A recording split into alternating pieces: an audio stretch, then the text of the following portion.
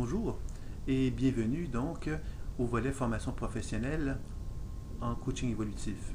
Alors, dans le coaching évolutif, nous avons bien vu que c'était un aspect important qui s'intégrait dans la pratique de l'écoute imaginaire. Donc, nous avons vu que dans la formation de base, nous allions pouvoir justement découvrir de quelle façon que le coaching évolutif pouvait nous être utile pour favoriser une communication authentique avec notre partenaire, en identifiant donc la typologie, en identifiant une façon de communiquer plus adéquatement par la relation d'aide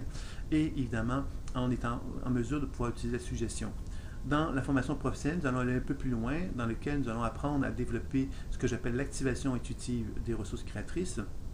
qui est une technique s'apparentant de l'hypnose, mais dans laquelle on apprend à observer dans le champ énergétique ce qui anime l'être, et nous pouvons, par les mots, amplifier le processus de guérison qui est là, en mettant en évidence que les ressources créatrices qui animent notre partenaire vont être exprimées en mots, et nous allons l'inviter à explorer, à expérimenter ces ressources créatrices-là, en les amplifiant, en leur donnant encore plus de force, puisque ces ressources créatrices-là sont perceptibles dans le champ par le thérapeute, et on va les amplifier donc par les mots, amenant donc notre partenaire à expérimenter un sentiment de relaxation, de relâchement et de compréhension sur ce qui anime son être et du processus de guérison qui est en cours.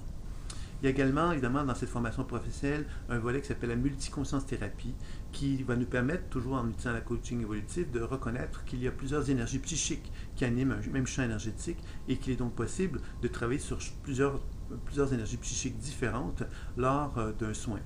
Et à travers cette démarche-là, évidemment, le thérapeute devient donc capable de percevoir ces énergies-là, mais il peut également inviter son partenaire, la personne aidée, à établir une communication directement avec ces énergies-là. Et le thérapeute va donc chercher à accompagner la personne aidée dans ce processus-là.